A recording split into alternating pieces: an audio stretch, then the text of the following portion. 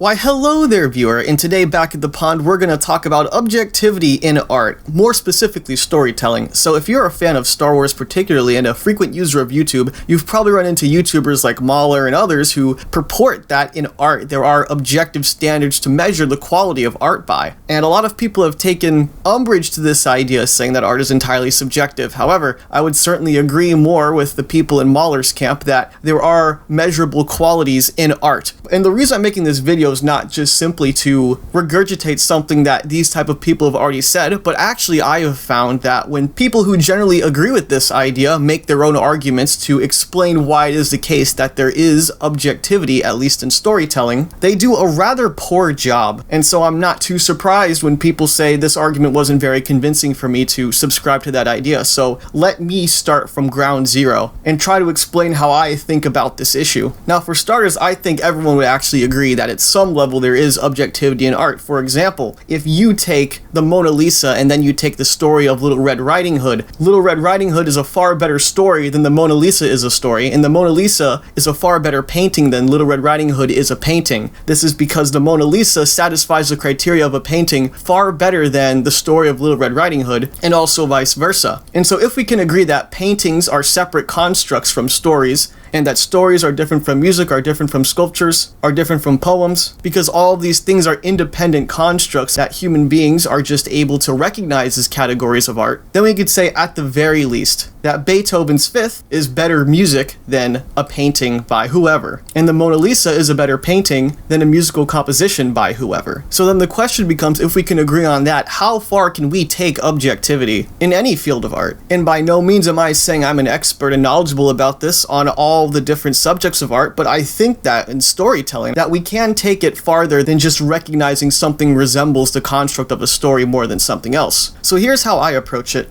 and I'm going to try to break it up into three categories by which storytelling can be measured by. So in the word storytelling itself, it's made up of two components, story and telling. So first, let's start with story. A story I'll define as a sequence of events. Now you can get a more complex and robust technical definition of what a story is, because a sequence of events technically just refers to the plot. However, for simplicity's sake, we're just going to define story as a series of events, because the plot is the backbone of a story, and so if that can be measured, then you can get a strong measurement of the quality of the story itself. So if I were to travel from the US to Europe to go on a vacation, then first I would board a plane on the US, then I'd fly over the ocean, and finally I'd offboard in Europe. That's a sequence of events, and thus it satisfies that criteria, which is the basic criteria of what a story is, a sequence of events. However, if I were to say first I boarded the plane in America, then I got off in Europe, and finally I flew over the ocean to get to Europe, then that would not be a sequence of events. This is because in order to discern a set of events as a sequence, there needs to be a logic that binds them together in a particular way. This would be the logical necessity of me having to fly over the ocean in order to land in Europe to then offboard the plane. As such, if I describe the events in that order, that I got on the plane in America, got off the plane in Europe, and then flew over to Europe to get off the plane, that would not qualify as a sequence and therefore not qualify as a story. So if I purported that to you as a story, that would then be a low quality story, because it fails to adhere to one of the fundamental criterias of what a story is. And we can discern that through logic. This is why plot holes are such a problem for stories and lower the quality of stories, because a plot hole by definition is something that cannot logically happen within a sequence of events, because it defies the internal logic of the universe. And by universe, I mean like the in-universe story logic. So a fantasy world with all sorts of magic everywhere can still have internal logic. So a plot hole is something that irreconcilably disrupts a sequence of events, because if you're going to show me or tell me that something has happened that logically cannot happen, then what you're telling me is that the events that you are describing are not bound by logic. However, in order to discern a set of events as being a series of events, you need logic in order to come to that discernment. And so if you have a plot hole, what you're more technically saying is that the events that you see or are being told about, or reading, or whatever medium you're consuming the story by, or should I say quote unquote story, the attempt attempt at a story, if you will, what you are consuming is not bound by logic, which means, ultimately, if you want to take it to the furthest extent, that this fictional universe that you're consuming is not governed according to logic. Therefore, I as a consumer cannot possibly hope to discern what's actually taking place because that requires logic. If a character hits another character and the character that got hit starts crying, how am I to discern that the character started crying because that character got hit by the other character? If all of the events in your story are not governed by logic, I can only come to that conclusion reliably if I use logic. But if you throw logic out the window, I cannot use that as a tool to discern what's happening, and so I can't even discern anything that's happening as being a series of events, because logic is my only vehicle for doing so. This is why in court, lawyers examine people's testimony to see if their story quote-unquote holds up.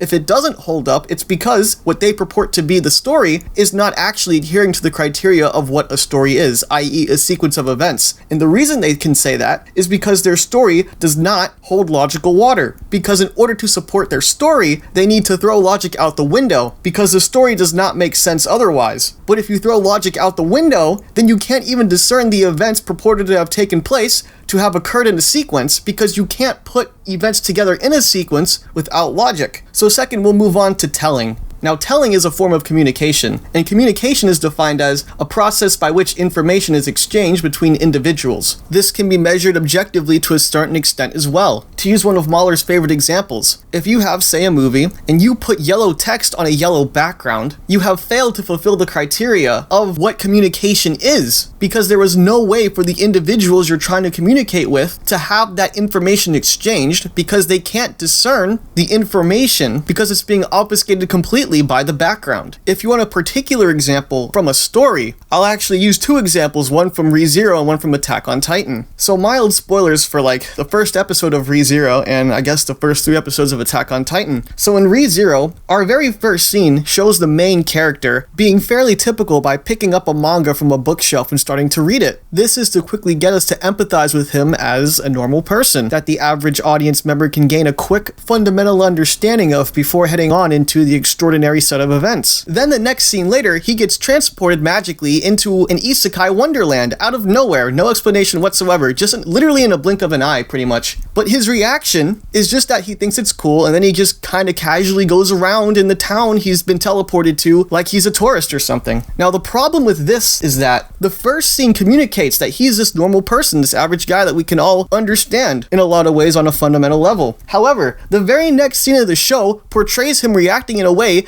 that no person, no average person at least, would possibly react to the situation. You take any average person, you teleport them into some strange magical land, or I guess you could say more fantasy-like land, out of nowhere in a blink of an eye, then they're gonna be some combination of anxious, confused, experience some culture shock, worry how they're going to get back home, but none of this ever occurs to the MC. Now maybe if he were an otaku, a super nerd, then maybe they would react in a very delightful and happy way that, hey, I can finally live in the isekai of the anime that I love, I can finally get away from my real life problems, I can finally experience the life that I've been self-inserting myself into since I got into manga and anime. At least that would make sense if the main character were not portrayed as an average person, but like a super turbo nerd. But no, he has a completely inhuman reaction for the type of person the show portrays him to be. And so on the one hand, you have the show trying to tell us that he's your average person, but then in the very next scene, it shows that he's nothing like an average person. And so this fundamentally fails on a communication level because the information exchanged is garbled, it's contradictory, and so it fails on its premise. Now for a second example, to use Attack on Titan,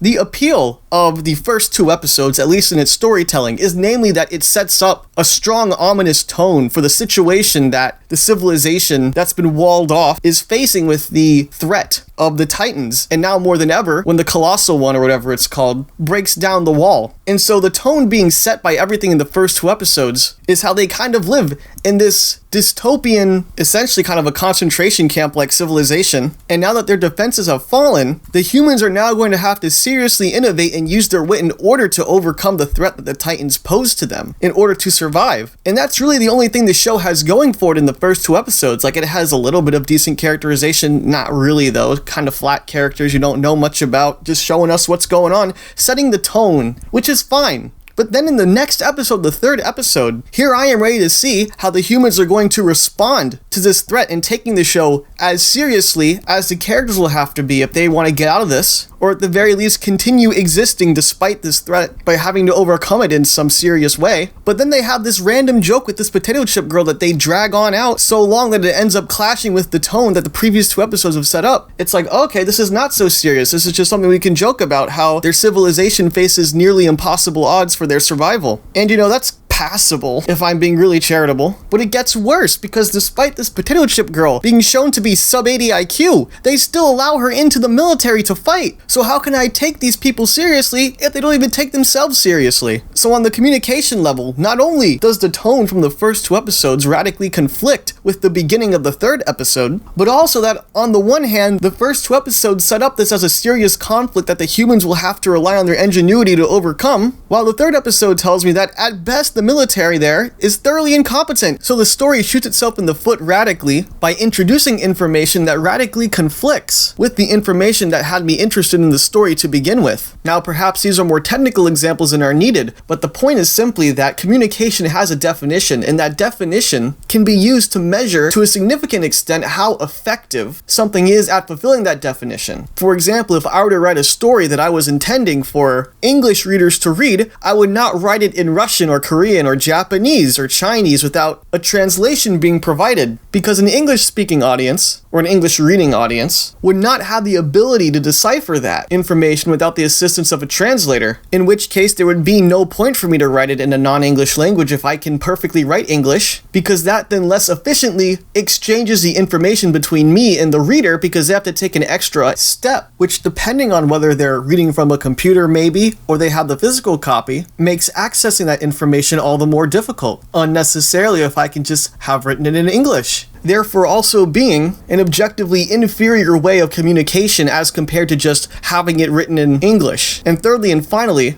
you have suspension of disbelief. Now this is a fairly established concept in literary theory because it's just so plainly evident. Suspension of disbelief also applies in real stories too. In fact, it's because it applies in real stories is why we probably as humans have the capacity to be entertained by fictional stories. So for example, if I were to tell you that before recording this video, I went outside to my mailbox to grab my mail, but then the garbage person came at the same time and actually hit me with their truck at 60 miles an hour, that story would be fairly believable up until I got hit by the truck, because since I am here now, and I sound reasonably intact, at least I hope I come across that way, at least intact enough to not have been assumed to get hit by a truck going 60 miles an hour a few minutes ago, that story now becomes completely unbelievable. You have lost your suspension of disbelief. Why? Because it's completely illogical. The less logically sound an event is, the less believable it is. In fact, you could say that about anything. The less logical even a belief is, or an idea or a persuasion, the less believable it is. Even if some people,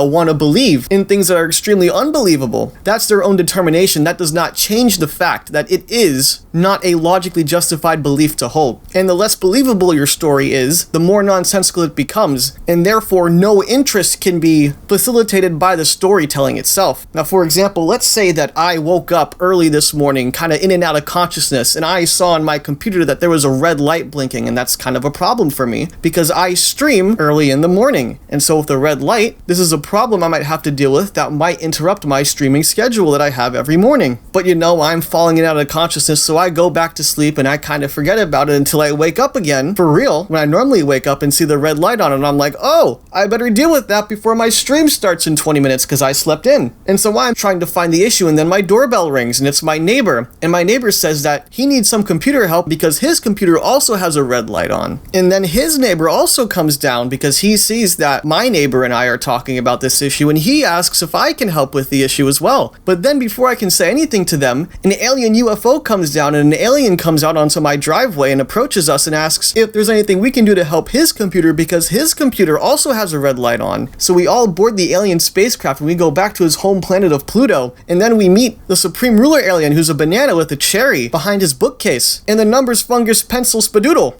Now, the point of that quote-unquote story was to illustrate that the longer it went on, the less and less believable until it became utterly incomprehensible nonsense. And had I continued going with that nonsense for, let's just say, 20 more minutes, I bet a lot of you would have tuned out of this video because it would have just been so uninteresting because all I was saying was nonsense. And even if I started talking about how, I went around the alien cities and we stopped at a shoe store and I detailed my shopping inside of there and blah blah, all the mediocre stuff that would be extraordinary had it actually occurred, no one listening would have cared about it because purporting my story to be a real story is entirely unbelievable. Now maybe you could say that some of the things I'm making up here might be creatively interesting. However, when it comes to the suspense of disbelief for a real story, or at least one that's purported to be, that has no relation to its believability. And as such, aside from maybe some creative things I come up with that might have actually even worked in a fictional story, you would at best have been thoroughly uninterested had I continued the story, and at worst gotten annoyed with how I was wasting your time because I am failing to fulfill one of the basic criteria of storytelling, which is maintaining suspense of disbelief. Like if I go to a fast food restaurant and I'm waiting 45 minutes for my food, you might imagine me to be pretty angry, and rightfully so, because one of the fundamental criteria of fast food is to be relatively fast, and 45 minutes is by no means relatively fast. And so not only are they failing to meet one of the fundamental criteria of what they as a fast food restaurant purport to be, but they're also wasting my time while doing so. Now, by no means am I saying that any story without plot holes is just as good as any other story, so long as it's not told with yellow characters on a yellow background. No, what I'm saying is that at the very least, that the things I've articulated are criteria that can be used to help measure the quality of an attempt at storytelling. And the question is, how far can that be pushed? Now, I think it could be pushed much farther. However, that goes beyond the scope of the video. And also, the question of, does objectivity in art invalidate people's feelings toward their particularly favorite stories? Well, that's a topic for a future video. So I'll end with a quote from George Lucas that I think sheds a lot of light on this issue very succinctly, which is, art, on all levels, is just technology. Thank you for watching.